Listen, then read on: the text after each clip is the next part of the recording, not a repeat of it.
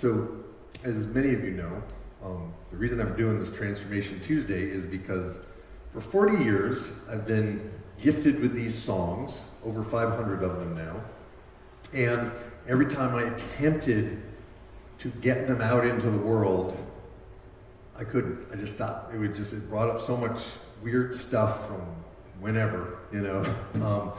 And so for me, it was a real stepping into my own healing journey to just do this every Tuesday and invite people to come. And if they came, great. If they didn't, I would work on that, you know. and it's been tremendously healing. This is the fourth one I've done.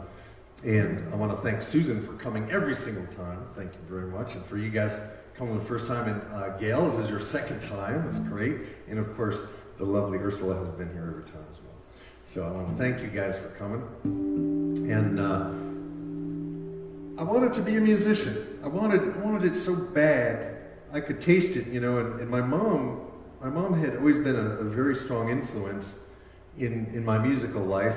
When I was a little kid, she would pull out all the pots and pans on the kitchen floor, and I would play the drums on those pots and pans, or the Quaker oatmeal box. You know, that was my first drum. And when I was in fourth grade, the school music program started, and you could take an instrument. And I was like, Mom, I want to play the drum. And she's like, how about the flute?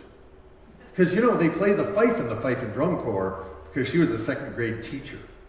And there was no way in hell there was going to be a drum in her house at the end of a long day teaching kids. And I totally get that, you know, I get that. I'm a guy that needs quiet and solitude. Yeah, I get that. So she said, how about the flute? So I learned to play the flute a little bit, but I didn't really like the flute that much. And I said, Mom, next year, I really, really like to play the drum. And she said, how about the piano? It is a percussion instrument, you know. There are little hammers hitting those strings, so it's really percussion. So come on in. So I learned to play the piano. And then I'm like, Mom, middle school came, and my sister was like, yeah, you know, there's a good band. You could join the band and meet people. There's lots of girls there, Mark. And I'm like, okay. So I was like, Mom, I want to play the drum. She's like, how about the French horn? We've always loved the French horn. And they need French horns in the band, you know, so I learned the French horn, and I did love the French horn, the National Geographic special music to this day. You know, I just love the French horn. Just all those westerns with the French, you know, so I love that. So then, like, that was eighth grade, and I was like, you know, I really would like to play the drum too. And she said, well, you know, your father has a guitar in the closet, and he never plays it. So why don't you learn that, because the guitar is a rhythm instrument. Okay, I can see where the hypnotist came out of me and the family as well. So, the light is shining, the light. So I learned the French horn, I learned the guitar, I learned the piano, learned the flute, and I did not learn to play the drum until I was, I think 35 or 38, something like that, I don't know. I was in my 30s, and my son, Andrew, was signed up against his will by his mother in an African drumming program after school. And I went and picked him up one day after school, and I heard the drums in the hallway, and I was like, I have to do this. I have to join this class. So I ended up learning to play the African drum with this amazing teacher and 8-year-olds.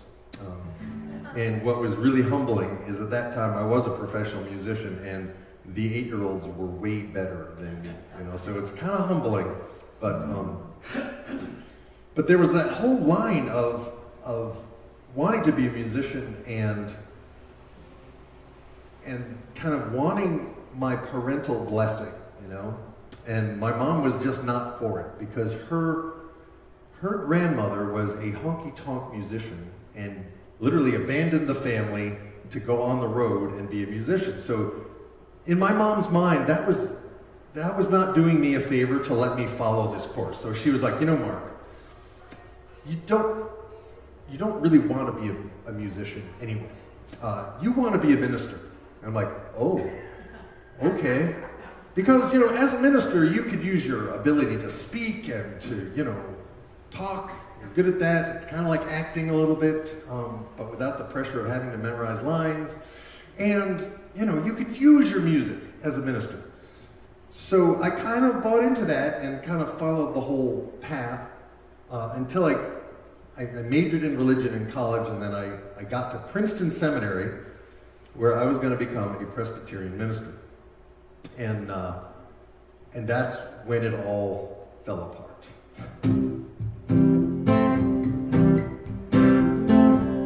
We started studying the prophets. Jeremiah. One of the things I liked about Jeremiah is he didn't want to be a prophet. He didn't want to be a bullfrog either. And this song came out, and it's kind of to God, but it's also kind of to my mother. So here it is, Mom. Here I am, alive but crazy lately, writing songs that I only sing to these four walls around me. What a fool, feeling old and angry, wanting badly to sing about anything but you. But you always win, don't you? And there's not a damn thing in the world that I could do. I wreck my soul with visions of you, and I don't even know who you are. You call the tunes and expect me to shine like some firefly in a dark. There's got to be some answers in here that I haven't seen and may never see. And you insist on keeping your distance to protect your mystery.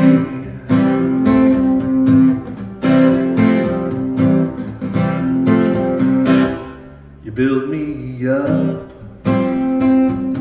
and you knock me back down. There are times when your love feels just like the